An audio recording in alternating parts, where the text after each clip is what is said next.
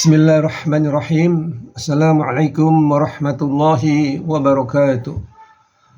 Alhamdulillahirabbil alamin wassalatu wassalamu ala asrofil anbiya'i wal mursalin wal alihi washabihi wa man tabi'ahum bi ihsani ila yaumiddin, amma ba'd.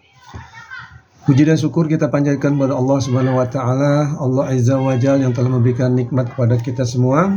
Salawat dan salam senantiasa kita curah limpahkan dan sampaikan ke junjungan Nabi besar Sayyidina Muhammad sallallahu alaihi wasallam beserta keluarganya, sahabat-sahabat dan umatnya sampai yaumil akhir. Kembali kita berjumpa masih dalam topik Ulumul Quran dengan tema Asbabun Nuzul dan Munasabatul Quran. Tapi kali ini yang kami sampaikan hanya terkait dengan Asbabun Nuzul.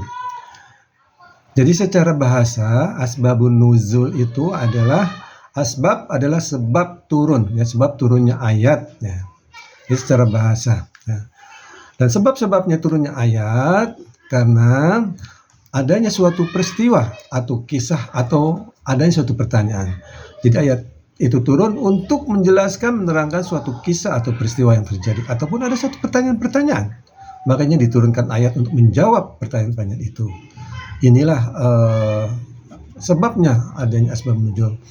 Adapun urgensinya, asbabun nuzul itu adalah agar di dalam memaknai ayat tidak salah, tidak keliru, ya. Ada ulama Ali Ibnul Madini, ya. Inilah ulama yang pertama kali membukukan, ya, tentang asbabun nuzul, ya. Beliau adalah guru daripada Imam Bukhari, ya, yang ahli hadis, ya. Dalam kitabnya Al-Wahidi, ya, mengatakan tidak mungkin, ya, mengetahui tafsir secara benar kalau dia tidak mengetahui asbabun nuzul. Dan ini benar-benar pernah terjadi, ya, pada zaman sahabat, ya, yaitu Utsman bin Maz'un dan Amr bin Madi Karib. Ya, dua sahabat ini, ya, memberikan fatwa bahwa hukum khamar atau minuman keras itu mubah. Mubah adalah apabila dikerjakan dia tidak berdosa dan ditinggalkan dia tidak mendapat pahala. Tentu banyak yang protes ulama-ulama yang lain, ya. Ya geger lah, ya. Jadi merubah hukum yang jelas-jelas hukumnya, ya, adalah haram, ya.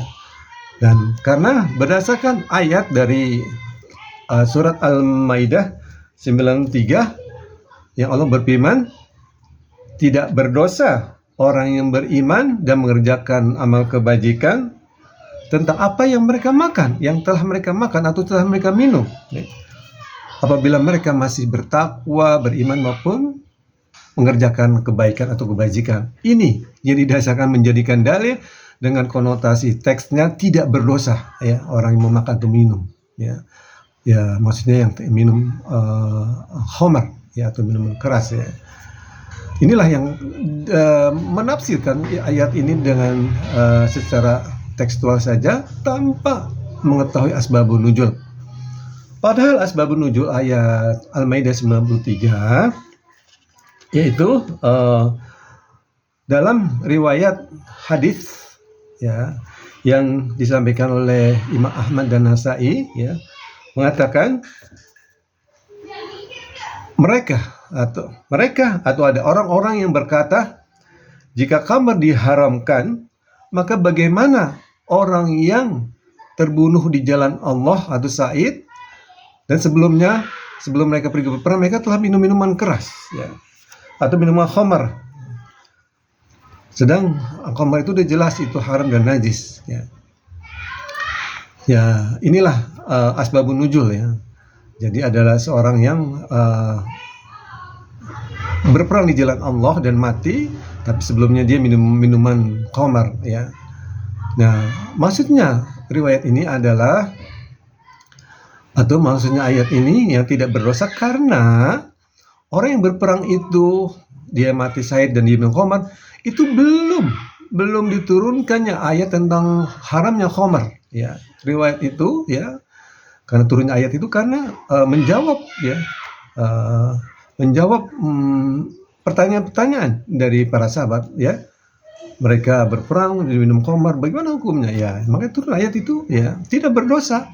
Karena sebelumnya belum adanya dalil, turunnya ayat yang melarang, ya. Tapi karena tidak mengetahui asbabun nuzul, maka salah fatal di dalam memfatwakan atau kan memberikan hukuman atau dalil, ya, yang tadinya haram malah menjadi mubah. Ya, inilah pentingnya, ya, terutama oleh para ahli tafsir, mufassir, hendaknya benar-benar harus memahami asbabun nuzul dengan baik, ya. Wallahu a'lam bishawab. Inilah yang kami dapat sampaikan. Semoga bermanfaat. Wallahu a'lam bishawab. Billahi taufiq wal hidayah. Wassalamualaikum warahmatullahi wabarakatuh. Wa barakallahu fiikum.